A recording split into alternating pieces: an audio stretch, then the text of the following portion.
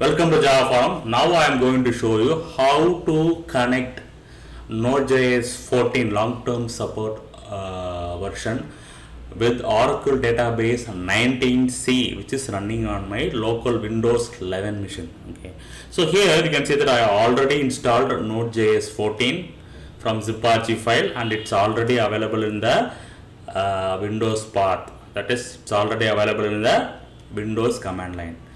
And this is a directory contains some JavaScript file. I am opening the file called oracle19c.js, which contains the logic to connect to Oracle database 19c. So it requires the package called oracledb and have the connection string.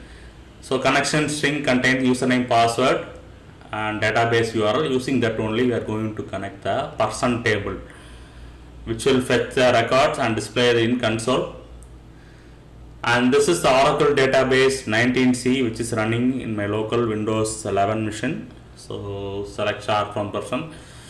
You can see that records are getting displayed.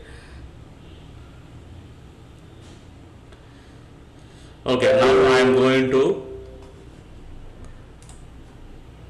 run this program. Before that, I am checking the version. Yes, Node version 14.21 available in the path.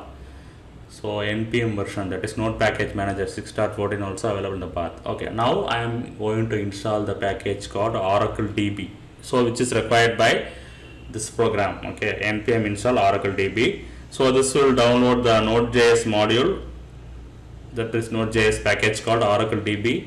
So under node modules directory, you can see that oracledb package is got downloaded. So oracledb 5.5.0 is a current latest version.